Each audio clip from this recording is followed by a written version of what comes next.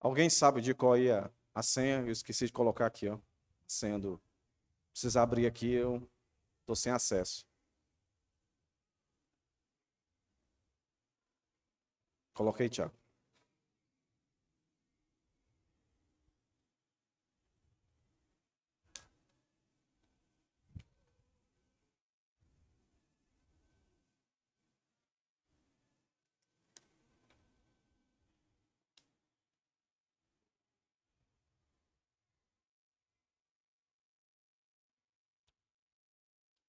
Oséias 10, do verso 1 até o 15, tá, irmãos?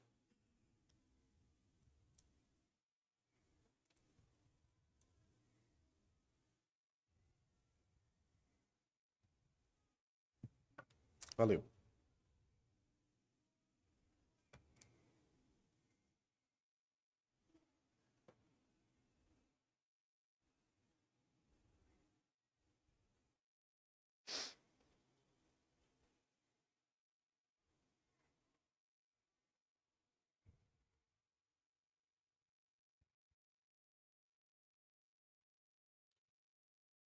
A malícia de Israel, meus irmãos, nosso tema de hoje. E como sempre faço, vou ler o texto, depois eu mostro a divisão para os irmãos aí, o que nós vamos falar hoje.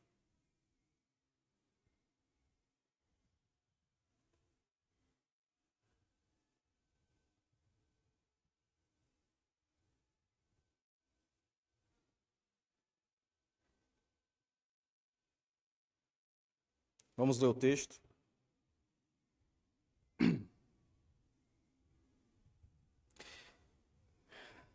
Israel era uma videira de ramagem viçosa, que dava o seu fruto. Quanto mais abundantes os frutos, maior o número de altares.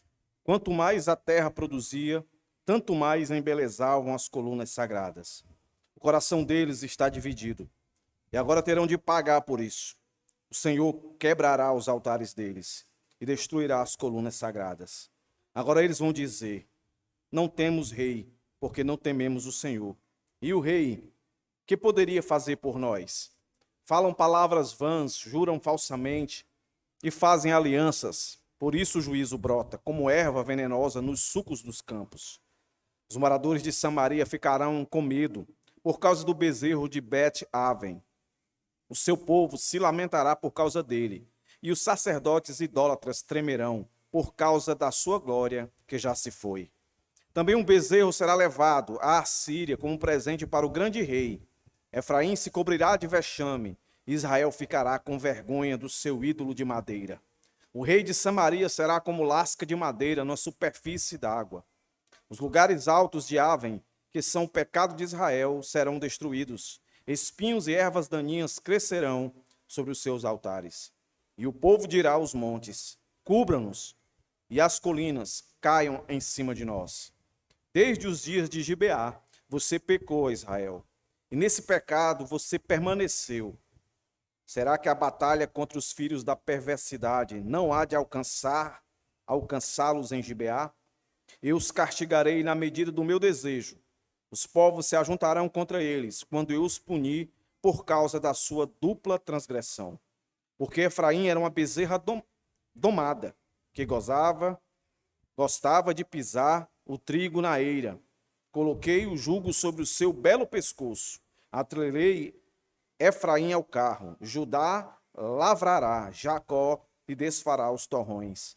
Então eu disse: semeiem a justiça e colham a misericórdia. Lavem o campo não cultivado, porque é tempo de buscar o Senhor, até que ele venha e chova a justiça sobre vocês. Vocês lavaram para a maldade, colheram a injustiça e comeram os frutos da mentira. Vocês confiaram nos seus carros de guerra e na multidão dos seus valentes. E por isso, entre o seu povo se levantará o tumulto de guerra, e todas as suas fortalezas serão destruídas, como Salmã destruiu Bet-Arbel num dia da batalha. As mães foram despedaçadas com seus filhos. Assim se fará com você, ó Betel, por causa da sua grande maldade. Ao amanhecer, o rei de Israel será totalmente destruído. Vamos orar, meus irmãos. Curva a sua cabeça. Vamos pedir ao Senhor que fale aos nossos corações, nos dê o discernimento, o entendimento do que esse texto quer nos ensinar nessa noite. Senhor, nós te louvamos, te agradecemos pelo privilégio de estarmos aqui mais uma vez, Senhor. Onde cantamos que vimos aqui para te adorar, que tu és o brilho celeste, Deus. Entre outras tantas verdades que cantamos aqui. Que o nosso coração, de fato, se quebrante diante de ti, Senhor. Tenhamos, Senhor, reverência, temor, tremor diante de ti. E, acima de tudo, gratidão, Senhor. Pelo sustento, pela provisão, pela proteção, pela salvação. Sê conosco agora nesse momento. Quebra os nossos corações. Tira a frieza, Senhor. Nos reaviva, nos reanima. Nos fortalece, Senhor, com a tua palavra. Que os nossos corações estejam propícios nessa noite. Que tenhamos nos preparados para estar aqui. Se assim não o fizemos, Senhor, por misericórdia, não nos deixa sair daqui como entramos. Fala aos nossos corações. Abre os nossos olhos espirituais para enxergarmos as verdades nessa noite, como nunca antes. Sê conosco nesse tempo de pregação. Que, de fato, os nossos ouvidos estejam atentos a ouvir a tua voz. Livra-nos, Senhor, de toda a distração.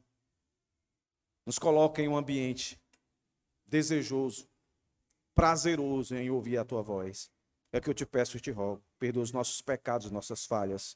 Tudo aquilo que nos impede, Deus, de fato, de compreender a tua voz, de entender o teu propósito para as nossas vidas hoje, nesse dia.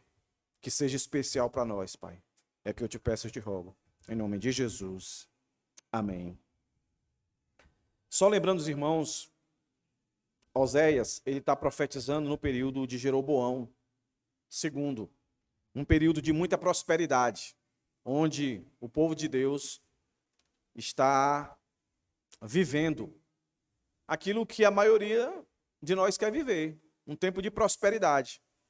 Mas como o Novo Testamento já nos diz que a busca exagerada por prosperidade, ou seja, riqueza, segundo esse texto aqui, pode nos levar a viver uma religião maliciosa, uma vida pública maliciosa.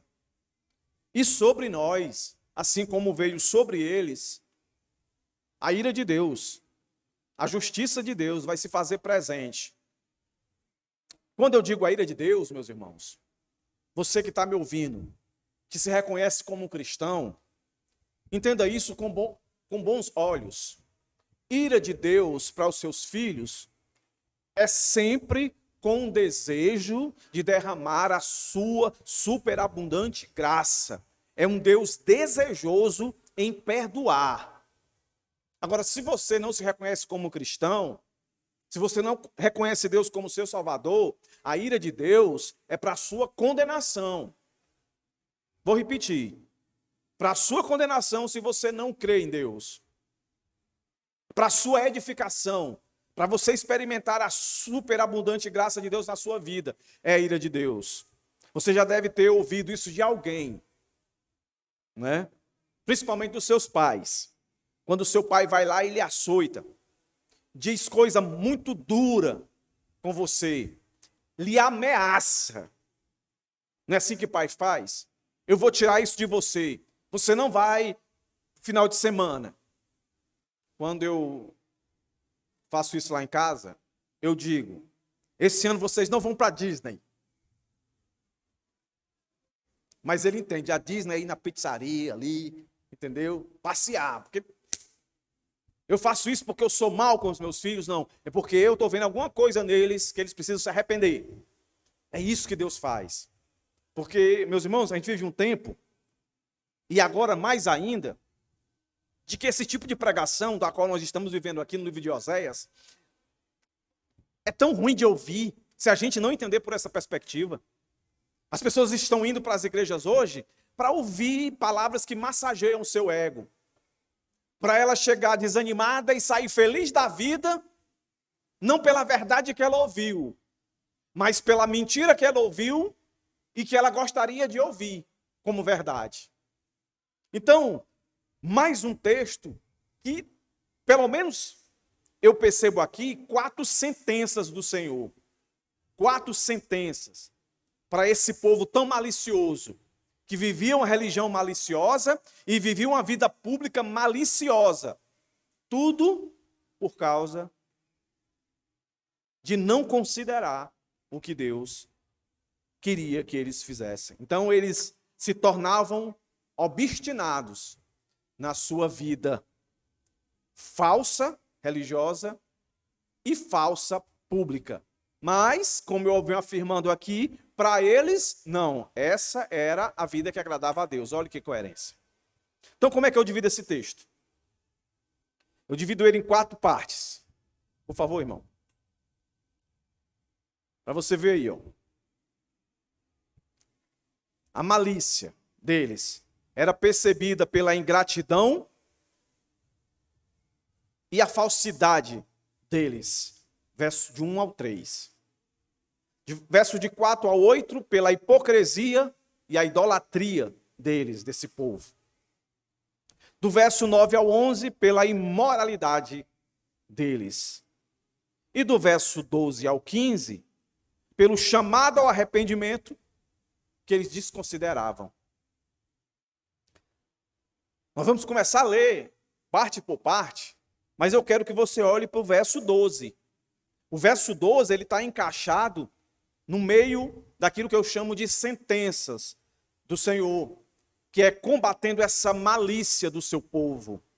Olha o que é que o verso 12 diz, ó. Então eu disse, Deus falando, semeiem a justiça e colham a misericórdia. Lavrem o campo não cultivado, porque é tempo de buscar o Senhor, até que ele venha e chova a justiça sobre vocês. Tem 3 ordens aí, 3 imperativos. Semeiem, colham, lavrem. E o resultado é para que tenha justiça, justiça. Quando chega aqui nós vamos entender que a palavra justiça são 2 palavras diferentes aqui. Mas meu ponto é, o Senhor, ele sempre demonstra no meio da sua ira, a sua graça, o seu favor, o seu amor. A evidência do relacionamento de Deus com o seu povo foi sempre muito mais mostrando as suas características de um Deus irado do que de um Deus amoroso. Mas o amor dele sempre aparece, sempre surge. Por que eu estou dizendo isso? Porque hoje as pessoas esquecem da justiça, da ira de Deus e só pregam amor, só pregam amor, amor, amor, amor, como se Deus só fosse amor. Não tem como, eu já falei isso, não tem como desconectar o amor da justiça de Deus. E aqui, do verso 1 até o 8, que é a divisão maior, e depois do verso 9 ao verso 15, a segunda divisão, a gente percebe uma diferença. Quando nós começarmos a ler, perceba que do verso 1 até o verso 8, fica claro que é o profeta falando do povo. Quando chega no verso 9 em diante, Deus fala na primeira pessoa. E parece que é justamente para ele pontuar aquilo que ele vai chamar de, está no verso 10, a dupla transgressão, que a gente vai entender. A primeira transgressão está na parte primeira aí, do verso 1 até o 8. A segunda transgressão está do verso 8 até o verso 15. É por isso que o Senhor pratica essas sentenças. Que sentenças? Então olha aí para a tua Bíblia. A primeira sentença está no verso 2. Depois dele dizer que o coração deles está dividido, agora terão de pagar por isso. Aí começa a primeira sentença, que fala de quebrar, de destruir. Certo? A segunda sentença está no verso 6, que ele vai dizer que por causa do bezerro que será levado como presente ao grande rei, aí ele diz, Efraim se cobrirá de vexame, e Israel ficará com vergonha. Vexame, vergonha. Quebrar, destruir. A terceira sentença, meus irmãos, ela vai estar no verso 9. E aí ele vai fazer aquilo que ele costuma fazer. Quando ele faz a ameaça, ele diz como é que algo parecido já aconteceu que ele vai fazer de novo. Aí ele leva eles para 400 anos antes, para o episódio que aconteceu em Gibeá, daquele levita que teve a sua concubina estuprada. E aí ele vai dizer que assim fará com eles. E a última sentença está no verso 13, quando ele vai dizer assim: vocês confiaram, verso 3, a parte B, vocês confiaram nos seus carros de guerra e na multidão dos seus valentes, e por isso entre o seu povo se levantará o tumulto de guerra, e todas as suas fortalezas serão destruídas. E aí ele, a semelhança do que ele fez, chamando eles a olhar para Gibeá, ele cita um episódio aqui, cita o nome de um indivíduo, Salmã, e ele diz, como Salmã destruiu Bet-Arbel no dia da batalha. Aí ele diz algo muito duro aqui: as mães foram despedaçadas com seus filhos. Aí ele diz: assim se fará com você, ó Betel. Betel, casa de Deus. Tá aí, eu mostrei para os irmãos as sentenças que o Senhor está falando para esse povo malicioso. Eu mostrei para os irmãos que no meio dessas sentenças o Senhor mostra a sua misericórdia. Ele está irado, mas ele é misericordioso. E essa junção de ira com misericórdia é para dizer que ele quer perdoar. Ele quer arrependimento. Verso 12. Mas ele deixa bem claro o que é que a malícia faz no coração do seu povo. Por isso, começamos verso 1. O que é que a malícia faz? Torna o indivíduo ingrato e falso. Olha o que é que ele começa dizendo. Ó. Ele faz eles olharem para o passado.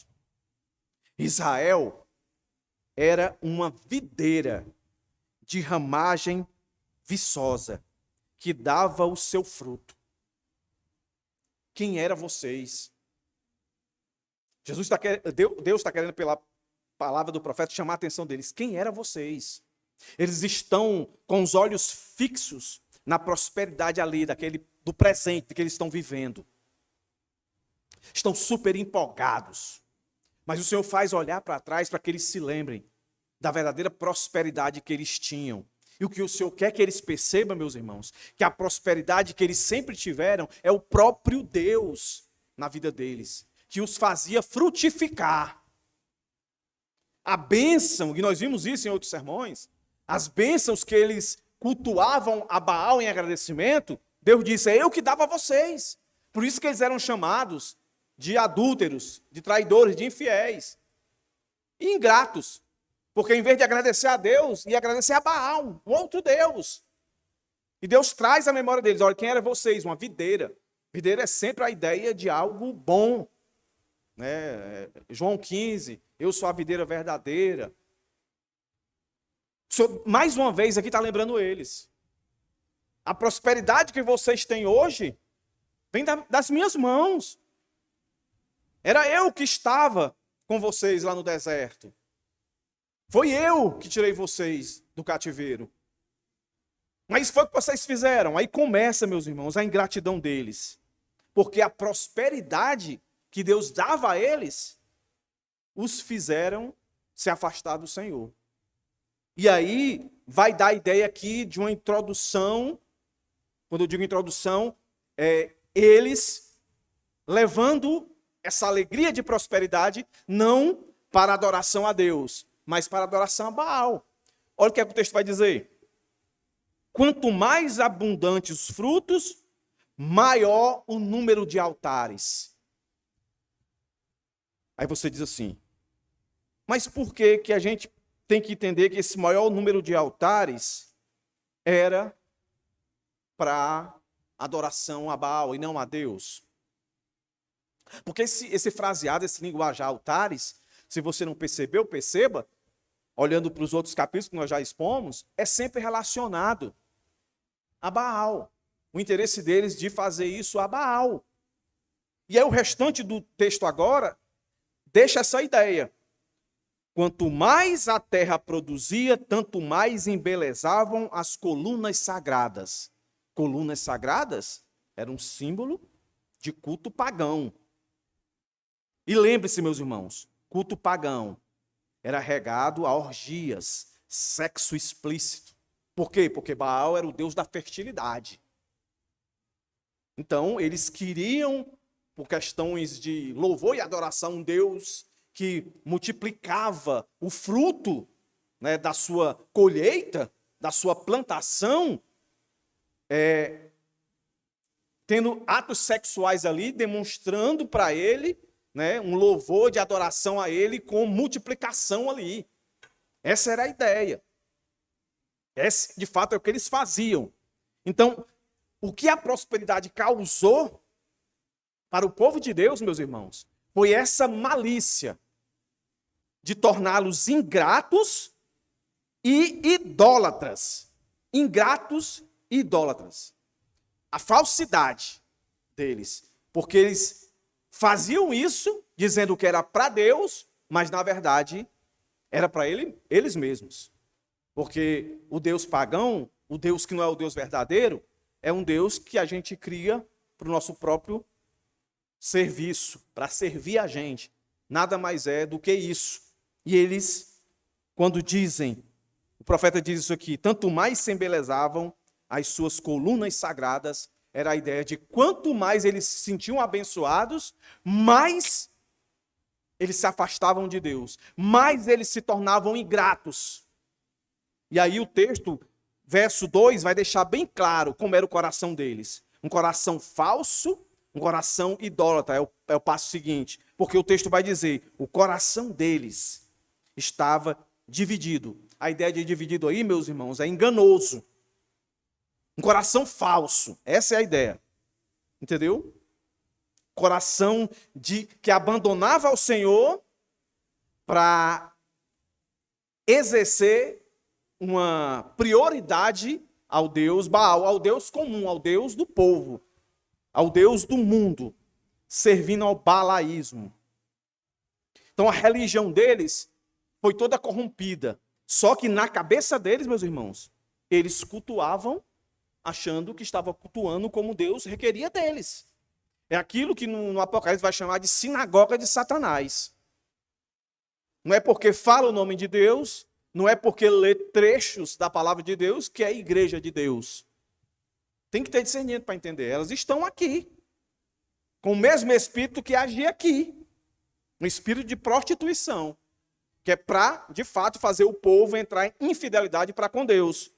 Então, o verso 1 e o verso 2 nos traz essa verdade de um Deus que está dizendo para o povo, em vez de vocês me adorarem, serem gratos a mim, o coração de vocês está dividido, enganoso, vocês são falsos, vocês são ingratos para comigo. E aí vem, por causa disso, o Senhor diz, nossa primeira sentença que eu já falei, e agora terão de pagar. O Deus que a gente vê hoje pregado em muitas igrejas é o Deus 100% amor, que no final todo mundo vai ser salvo, ninguém vai prestar conta com ele, coisa nenhuma. No final é pegadinha, ele vai dizer, eu sempre amei vocês, passa, entra, não existe inferno não. Tira a máscara aí, Satanás. Olha, era um anjo disfarçado, e eu deixei essa pista, vocês que não entenderam. Não, irmãos, vai pagar. Olha o que o texto está dizendo aí, ó. E agora terão de pagar, agora. Lembra que eu disse? A ira de Deus, ela se manifesta já aqui no presente e agora. Não vai ser só no final. Vai existir a do final de uma vez por todas. Mas Deus sempre exerceu sua ira. Está aqui. E a ira dele, na prática aqui, é o Império Assírio, que vai chegar e vai fazer exatamente o que ele está dizendo aqui. O Senhor quebrará os altares deles e destruirá as colunas sagradas. O que o texto está dizendo aqui, ó, o Senhor vai acabar com esse culto falso, com essa religião falsa, com essa religião hipócrita, com essa religião ingrata, vai acabar. Não se preocupe. E quando isso estiver acontecendo, aí o Senhor, pelo profeta, diz o seguinte: alguns vão dizer, não temos rei, porque não tememos o Senhor. E o rei que poderia fazer por nós? Aqui não é arrependimento deles. É aquela expressão que a gente costuma usar hoje, no nosso tempo contemporâneo. Caiu a ficha. Mas não para se arrepender, para reconhecer. Eita, essas coisas que estão acontecendo com a gente, Deus está dizendo pelo profeta. Eles vão dizer isso. Ó. Isso que está acontecendo com a gente não temeu a Deus. E agora o rei que a gente tinha parceria, o que é que ele pode fazer por nós? A pergunta é retórica. A resposta, sabe qual é, irmãos? Nada. Nada. Não pode fazer nada. O Senhor vai voltar a esse assunto aqui a partir do verso 9. O que vai acontecer? Lembra que teve um sermão que eu falei, irmãos, cuidado. Nós estamos vivendo um tempo agora de política, onde a coisa está muito extremada, mas os cristãos, eles precisam ter consciência. Votar segundo a vontade de Deus. Deus não nos chamou para ser idólatra de político. Até porque a nossa dependência diretamente não está ligada a eles, mas a Deus. Sendo eles maus ou bons, Deus é o soberano. Aqui, no Reino do Norte, nenhum rei foi bom. Todos foram maus. Todos levaram o povo de Deus à prostituição. Todos levaram o povo de Deus à infidelidade, a praticar coisas horrendas, que a gente acha que, quando acontece hoje, a gente diz, é o fim do mundo. Tente imaginar a cena de um culto deles, com orgia, com imoralidade, era o que acontecia. Aí o Senhor está dizendo para eles, ó, nenhum deles vai conseguir impedir. Por quê? Porque o Senhor vai começar a relatar aqui no verso 4, quem eles eram, esses reis. E esses reis influenciavam o povo. E aí eu vou fazer o link aqui, o mundo. O mundo influenciou o povo de Deus tanto que mudou a verdadeira religião deles. Mudou a forma deles cultuarem a Deus. Por causa dessas três verdades aqui, ó, que está no verso 4. Falam palavras vãs, que aí mostra a hipocrisia que levava eles a ser falsos e idólatras. Olha aí, ó. Falam palavras vãs, falam. Juram falsamente e fazem alianças. Por isso, o juízo brota como erva venenosa nos sulcos dos campos. Sabe o que ele está dizendo aí? O profeta está dizendo, ó, esses reis aí, que não podem fazer nada por vocês, sempre mentiram. As palavras dele sempre foram palavras baseadas naquilo que eles não iam fazer, na falsidade, palavras vãs, palavras mentirosas. Juravam falsamente, diziam que ia fazer e não faziam. E não faziam as alianças que deveriam ser feitas. Ou seja, a palavra dos israelitas não tinha peso nem valor. Eles estavam entregues à mentira e à falsidade. Eles não eram de confiança. A primazia na vida deles era a mentira, era a farsa, era a falsidade. Em tudo que eles iam fazer, nos acordos, nos compromissos. Eles não cumpriam os contratos que assinavam. Se diziam que ia pagar, não pagavam. Se diziam que iam comprar, não compravam. Roubavam, tomavam, matavam, assassinavam. Nós vimos isso em textos passados. Porque era isso que acontecia na cúpula. Tanto que houve um período do Reino do Norte, pelo menos 4 vezes, uma sucessão de assassinatos, de corrupção, de manipulação, sabe, de político derrubando outro político. E lembra que eu disse? Os ministros, os sacerdotes envolvidos nisso. Então, o que havia aqui, meus irmãos, era uma total vida de falsidade. Pense numa nação que chegou a esse ponto, meus irmãos. Totalmente sem confiança. Não tem como lidar com pessoas que a gente não confia. E veja como a longanimidade do Senhor é grande. Suportou esse povo e suporta até hoje. As palavras vãs, os juramentos falsos e as alianças. E é interessante que ele coloca aqui, por isso, o juízo brota como erva venenosa. Estava tudo corrompido. Que quando a sentença saía, ela saía já toda deturpada, envenenada. Ela não saía como uma justiça séria. Porque estava toda corrompida por mentiras, por falsidade. E quando diz, como erva venenosa nos sucos do campo, querendo dizer que toda a terra, todo esse tempo ali que eles estavam vivendo, era um tempo de desconfiança, que não tinha uma chancela de pessoas honestas. E aqui é o povo de Deus, que está sendo colocado no mesmo nível. Não havia acordo. Porque horas o povo de Deus fazia aliança com a Síria para se proteger do Egito. Aí outra hora eles corriam para o Egito para se proteger da Síria. Era mentira sobre mentira. Isso não parece muito com as coisas que a gente vê aqui, essas alianças que estão acontecendo aí, partidos que vão para um lado, aí um monte de pastor, um monte de crente que apoia vai para o outro lado, sem considerar o que é que Deus está dizendo. Aí aquele que falava mal aqui, agora está falando bem aqui. Aí a gente vê direto aí. Os prints são eternos.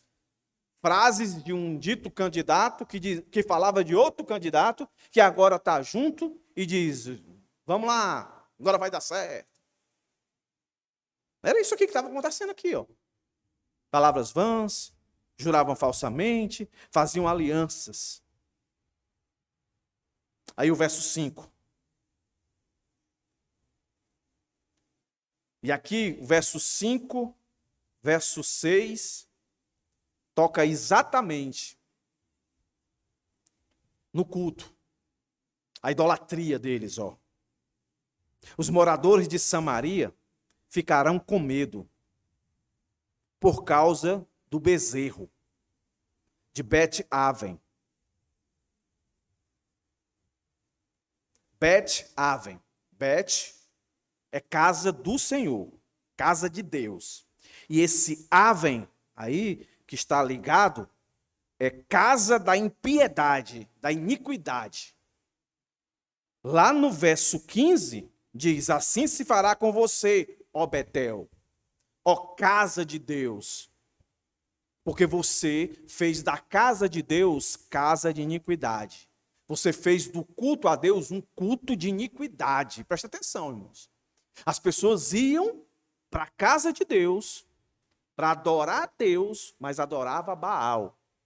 E praticava iniquidade num culto que Deus chamou para fazer exatamente o contrário. Então, mentirosos, falsos, infiéis. Praticavam religião falsa. Porque eles adoravam a quem? Um bezerro, na representação de Baal. Um bezerro, meus irmãos, de ouro.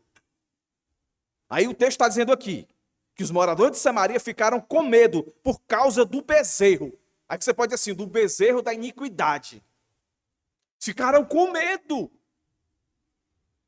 de perder Deus, não, de perder o seu objeto de adoração, o bezerro.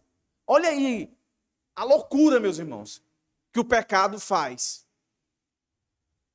com o povo de Deus? Deixam idiota. Em vez deles terem medo de Deus, eles estão com medo por causa do bezerro. O bezerro da iniquidade, da impiedade. Uma religião falsa. E provoca neles uma lamentação falsa. Olha o que o texto vai dizer. O seu povo se lamentará por causa de quem? Dele. Dele quem? Do bezerro. Olha aí, meus irmãos. Não é um lamentar de louvor, de adoração, não. Que o Senhor nos chama a lamentar, né? Os nossos pecados. Lamentar diante de Deus e buscar o perdão de Deus. Não é isso, não. Eles estão lamentando, é porque eles estão percebendo que vão tirar deles o objeto de culto deles. O símbolo de agradecimento deles. Que eles louvavam e adoravam pela prosperidade que estavam sobre eles. Olha aí, uma religião falsa, uma lamentação falsa sobre um Deus falso. E o texto continua e diz assim, ó, e os sacerdotes idólatras tremerão. Em outras versões diz louvarão, por causa da sua glória que já se foi. Da sua glória que já se foi. Olha aí, irmãos. Religião falsa, lamentação falsa, Deus falso. E aqui já mostra o que é que vai vir no verso 6. Um fracasso inevitável e uma destruição certa. Então, didaticamente falando, se o culto é falso, se a lamentação é falsa, o Deus é falso, então o fracasso é inevitável e a destruição é certa. É certa hoje, Deus começa a derramar o seu juízo hoje, e no final, de uma vez por todas, ele vai fazer juízo. Porque foi uma das coisas que ele sempre disse. Não façam mais, não adore outro Deus, que não seja eu. E o povo aí, junto com a sua liderança, como diz o texto aí, os sacerdotes idólatras. Se os sacerdotes eram idólatras, o povo também era. E aí, meus irmãos, alguns comentaristas dizem que o verso 8 é um certo tipo de ironia, de zombaria, né, que o profeta está fazendo. Tipo assim, ó. Olha o que é que vai acontecer com o objeto de adoração de vocês. Ele vai ser capturado. Ô Deus fraco esse de vocês, ó. Olha aí, ó. Também o bezerro será levado à Síria como presente para o grande rei.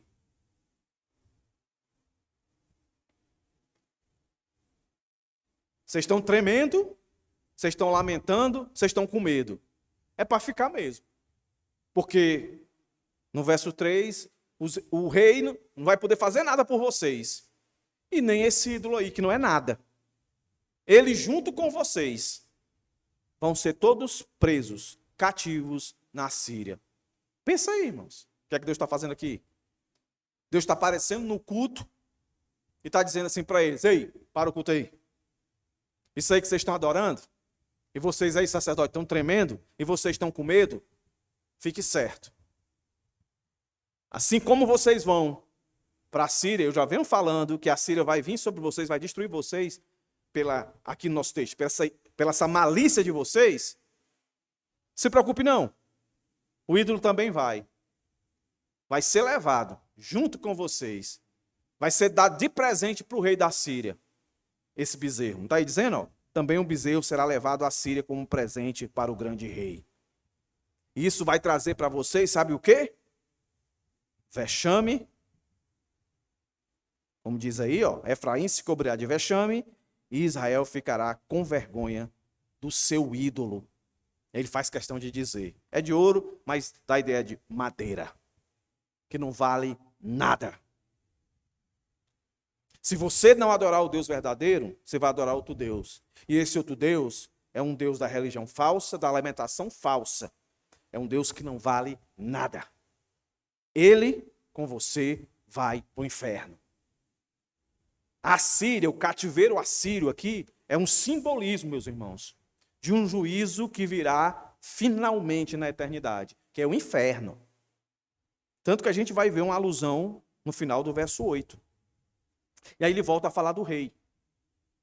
O rei de Samaria será como uma lasca de madeira na superfície da água. Ou seja, o rei que eu já disse para vocês que não vai fazer nada por vocês, que vocês acham que ele é o super-homem, que ele resolve todos os problemas de vocês, que ele fala bem, que ele é diplomata, ele é astuto, ele é inteligente, ele é sábio. Ele vai ficar que nem ferpa de madeira na água. Vai ficar boiando, vai para onde a correnteza levar. Ele não vai ter força própria, ele não vai ter opinião própria. Ele vai ser levado.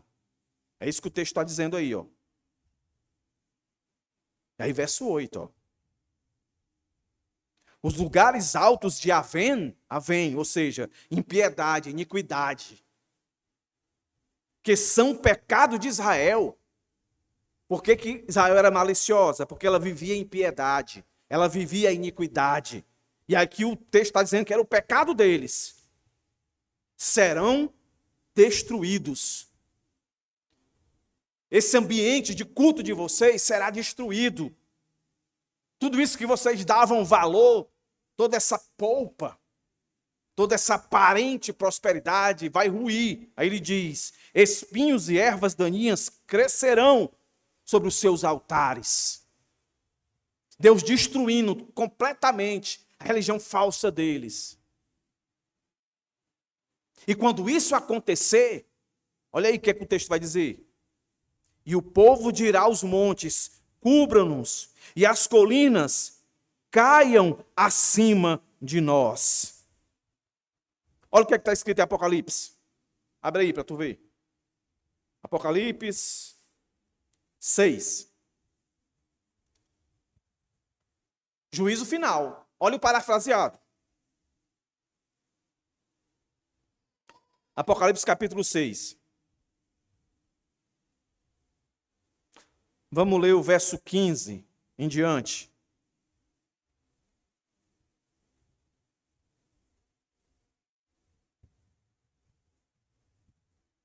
Apocalipse 16. Olha se não é a mesma fraseologia. E olha os personagens aqui envolvidos. Verso 15 do capítulo 6 de Apocalipse diz o seguinte: os reis da terra, os grandes, os comandantes, os ricos, os poderosos e todo escravo e todo livre se esconderão nas cavernas, nos penhascos dos montes. E disseram aos montes e aos rochedos: caiam sobre nós e nos escondam da face daquele que está sentado no trono e da ira do Cordeiro, porque chegou o grande dia da ira deles, e quem poderá subsistir? Por isso que eu digo que todos os cativeiros, que a Bíblia fala aqui, cativeiro da Síria e cativeiro babilônio, é uma representação de um cativeiro que virá no futuro. E aqui deixa muito claro o da Síria com essas palavras. Vai chegar um dia, o grande dia, que o Senhor vai chegar e vai dizer para aqueles que achavam que estavam adorando a Ele, mas Ele vai dizer: vocês fizeram da minha casa, vocês fizeram do meu culto um culto de iniquidade, um culto de infidelidade, de impiedade para comigo. Agora, vocês vão pedir para morrer, para não sentir o peso da minha ira. Mas vocês vão gritar para que os montes caiam sobre você. Mas quem vai cair sobre você vai ser a minha mão de juízo. Sabe, aquilo que a gente às vezes assiste nos filmes, que envolve vingança, né? Tipo aqueles filmes que o cara é um agente secreto, aí se aposenta, aí os grandes inimigos descobrem, né, onde ele está morando, e vai lá e mata a mulher, mata o filho, a filha. Aí todo o filme é esse indivíduo, ele buscando vingar a morte da sua mulher e do seu filho. E aí todo o filme ele vai lá e ele pensa Aí quando ele pega o indivíduo, ele não mata o indivíduo assim, de uma hora para outra. Não, ele quer que o indivíduo sinta todas as dores. Eu assisti um filme que o cara injetou um negócio no cara, que ele não conseguia dormir, ele ficava acordado.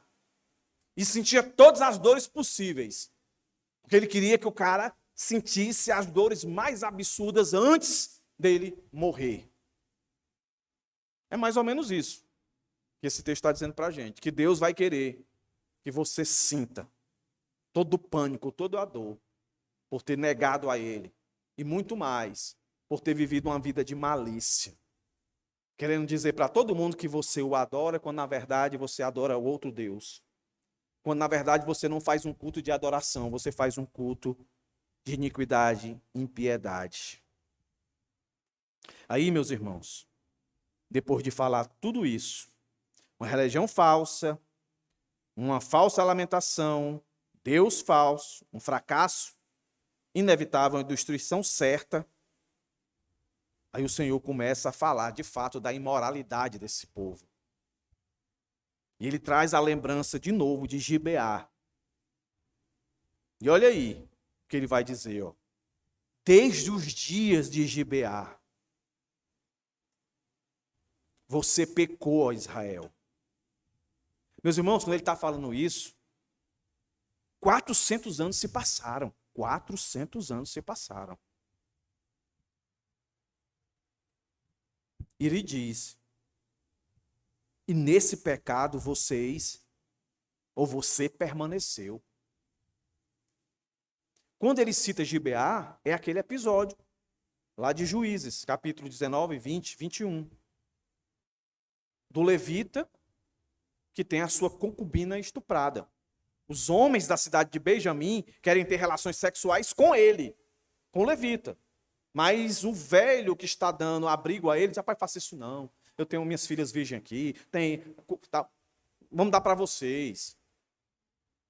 Mas a pergunta é, meus irmãos, quando esse pessoal escuta isso, eles não estão fazendo isso literalmente. Vê se você entende.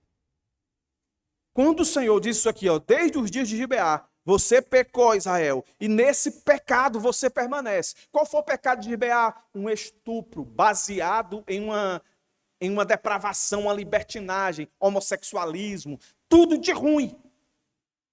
Esse povo aqui, na hora que escuta isso, que ele está fazendo isso, literalmente, não está fazendo isso. Mas Deus associa eles a esse pecado. O que o Senhor está tratando aqui, meus irmãos? Olha o texto, desde os dias de Gibeá, você pecou, Israel. Beleza. Aí ele diz, os nossos pais pecaram. Nossos pais fizeram isso, 400 anos atrás. Mas ele diz, e nesse pecado você permaneceu. Qual é o pecado aí? O pecado aí, meu irmão, é de depravação.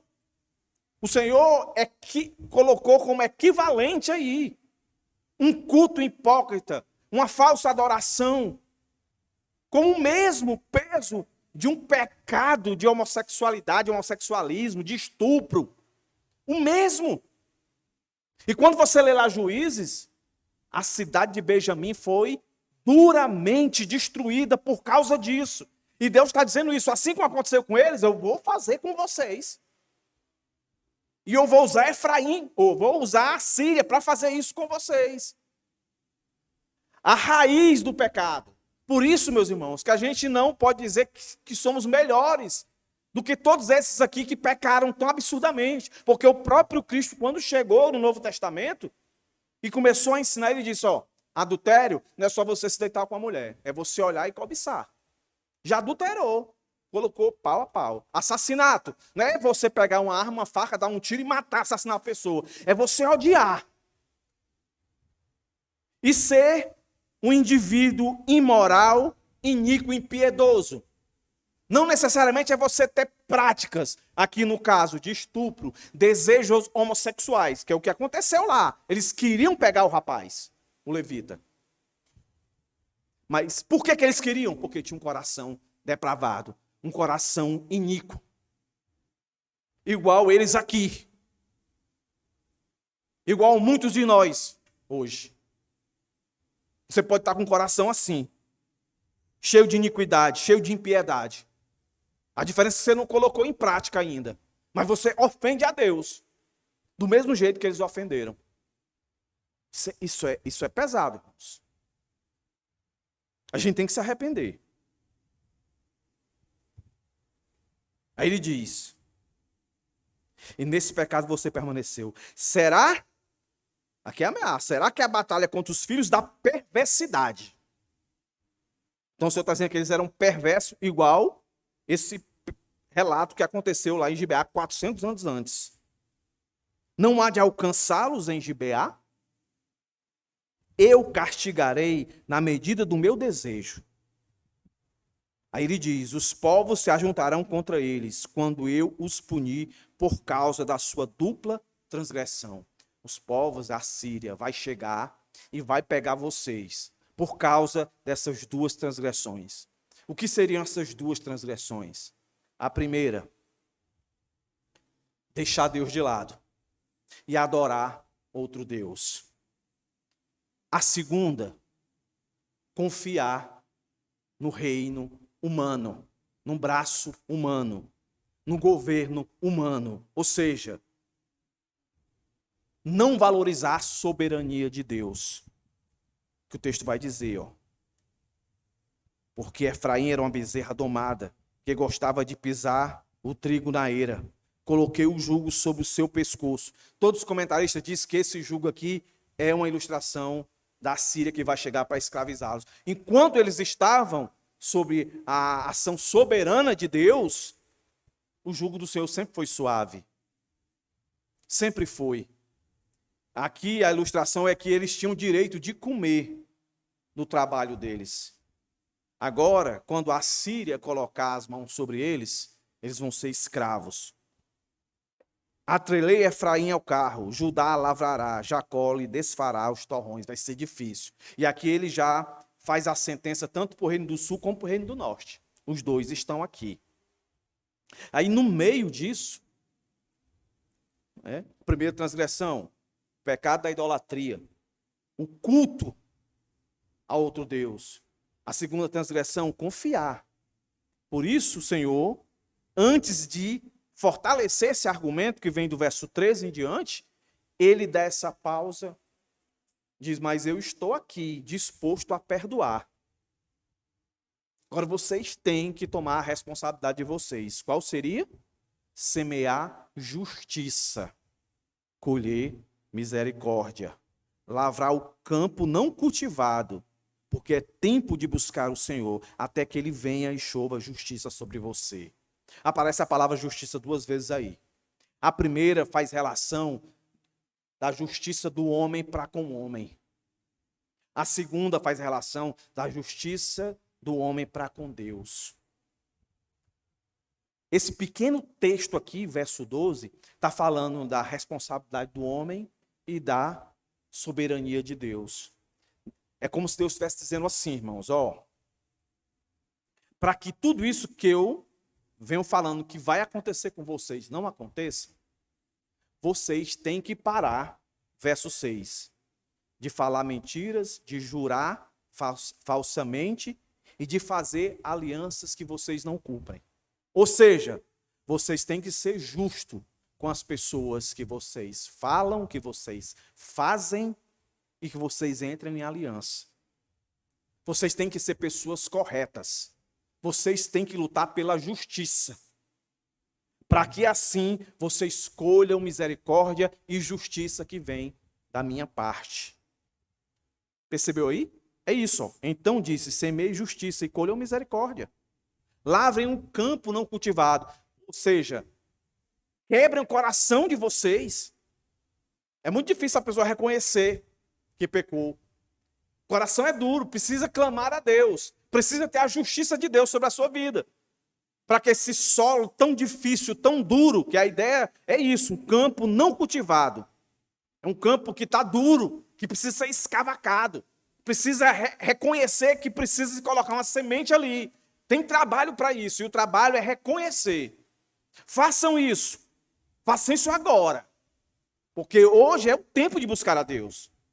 Agora, busque para que você de fato tenha a justiça de Deus sobre a sua vida. A justiça, como nós temos todo o conhecimento da palavra de Deus, justiça de Deus não é um ato de transformação, mas é uma declaração. Romanos deixa isso muito claro. É salvação, é declarar você inocente. Aí declarando inocente, o que é que vem sobre você? É a ira de Deus? Não. É a graça, é o favor, é a misericórdia de Deus. Mas o verso 3 em diante diz e mostra que eles não quebraram seus corações. Vocês lavraram para a malícia. Colheram, não misericórdia, a justiça. E comeram os frutos da mentira. Vocês confiaram nos seus carros de guerra, no seu próprio braço e na multidão dos seus valentes. Não, a Síria não vai fazer nada com a gente, não. Nós somos fortes. Nós temos um rei forte, um rei que sabe governar. A gente não precisa de Deus, a gente não precisa de outro soberano. Aí, verso 14 vai dizer: e por isso, entre o seu povo se levantará um tumulto de guerra. Na hora que a Síria chegar, tumulto de guerra aí, é que eles vão olhar uns para os outros e vala, meu Deus. Eles vão tremer. O medo vai vir sobre eles. E aí o texto diz: e se levantará um tumulto de guerra e todas as suas fortalezas serão destruídas. Aí ele traz uma lembrança a eles, como Salmão. Não existe, provavelmente aqui era um rei. Não existe a menção desse rei nas Escrituras. Alguns comentaristas acreditam que ele é um indivíduo que aparece lá nos episódios narrados de guerras em 2 Reis 17:3, que seria uma contração, né, um diminutivo de um indivíduo chamado Salmanassé, conquistador de Israel, que lá em 2 Reis fala sobre ele. Não há um consenso sobre isso. Provavelmente seria isso. Mas se não for, o ponto é que eles sabiam quem eram. E quando o Senhor fala isso aqui, assim como ele citou Gibeá, é a ideia de que o que vai acontecer com eles não é fácil. Porque o texto continua e diz assim, ó: as mães foram despedaçadas com seus filhos. E isso, meus irmãos, no próprio Oséias, capítulo 13, verso 16, o último verso do capítulo 13 vai dizer assim, ó, que faz relação ao ataque assírio. Samaria levará sobre si a sua culpa, porque se rebelou contra o seu Deus. Aí diz: cairá a espada, seus filhos serão despedaçados, e as suas mulheres grávidas serão abertas pelo meio. Isso é uma característica do Império Assírio. Eles eram muito perversos. Então o texto está dizendo que o que aconteceu nessa Bet Arbel é isso. Que os caras chegaram lá e abriram a barriga das mães grávidas. Vai acontecer isso com eles. E aconteceu de fato. Porque ele diz: assim se fará com você, ó Betel, por causa da sua grande maldade, ao amanhecer. A ideia ao amanhecer que vai ser rapidão. Logo no começo do dia, é um negócio assim que vai chegar, vai acontecer. O rei de Israel será totalmente destruído. As duas transgressões. Idolatraram a Baal, adoraram a Baal e não adoraram o Senhor.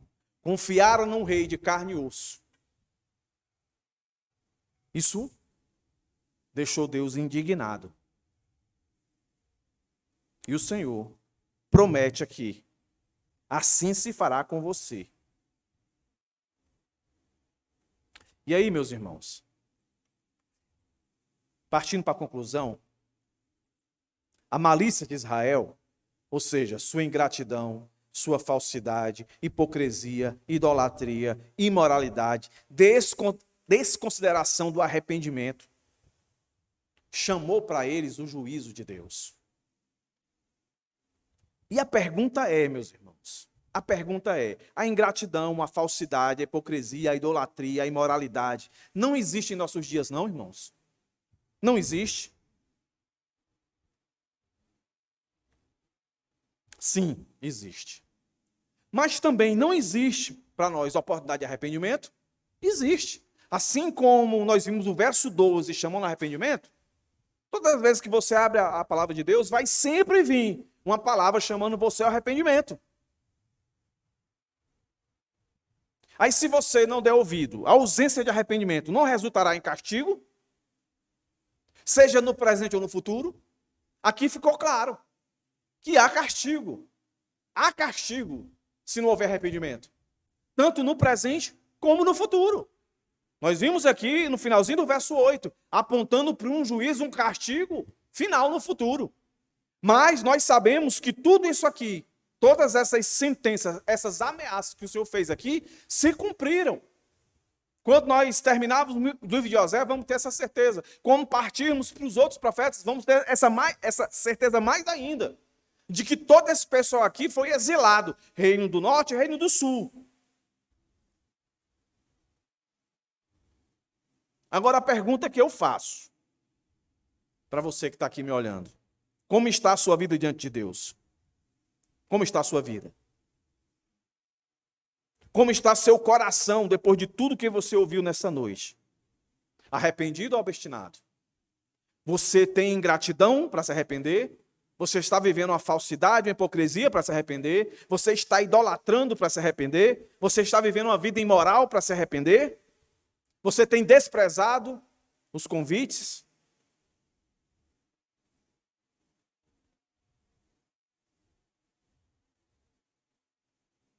Eu quero terminar levando os irmãos para 2 textos em Hebreus.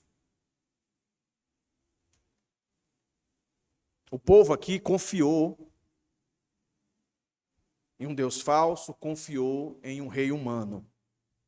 Deixou de confiar num Deus verdadeiro, em um soberano, de fato soberano.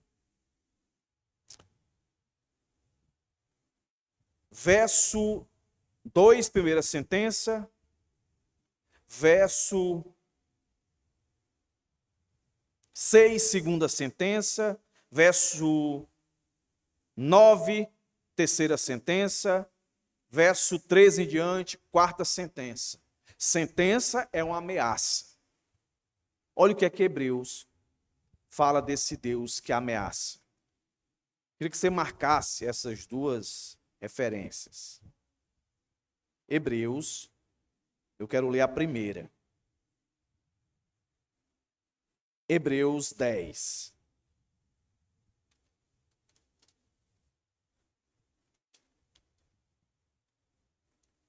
Hebreus 10, verso 26 ao 31.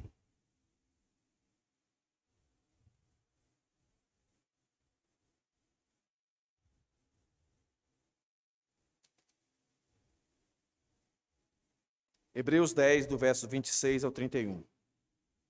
Porque se continuarmos a pecar de propósito, depois de termos recebido o conhecimento da verdade, já não resta sacrifício pelos pecados. Pelo contrário, resta apenas uma terrível expectativa de juízo e fogo vingador prestes a consumir os adversários. Quem tiver rejeitado a lei de Moisés, morre sem misericórdia pelo depoimento de 2 ou 3 testemunhas.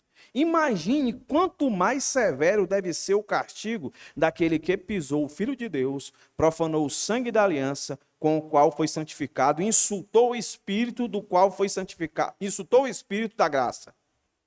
Pois conhecemos aquele que disse: a mim pertence a vingança, eu retribuirei, e outra vez o Senhor julgará o seu povo. Horrível coisa é cair nas mãos do Deus vivo. É um Deus que se vinga. É um Deus vingador, meus irmãos. Mas ele não é só vingador. Vá para o capítulo 12 e vai dizer, no verso 29, dizer o quê?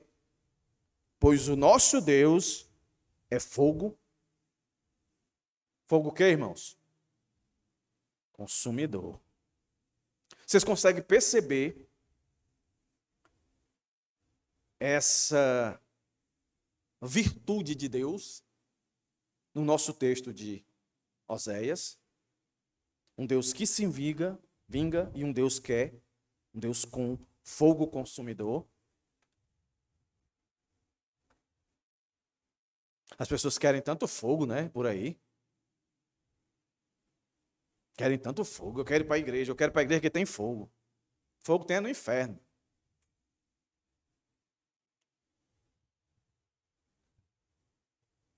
Que Deus tenha misericórdia de nós, meus irmãos.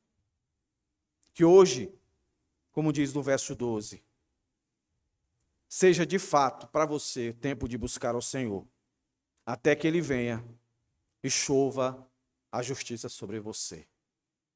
E se você já tem essa justiça de Deus sobre a sua vida, viva para Ele.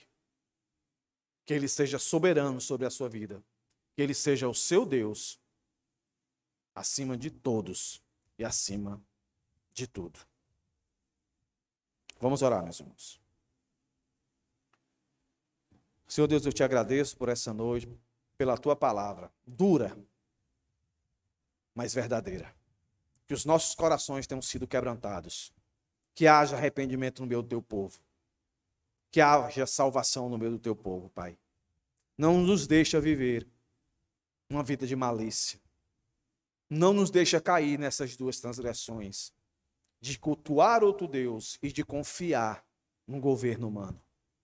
Que a tua soberania esteja sendo reconhecida a cada dia sobre as nossas vidas. E que o nosso louvor seja um louvor direcionado a ti, Rei dos reis, Senhor dos senhores, o único que é digno de todo louvor e adoração.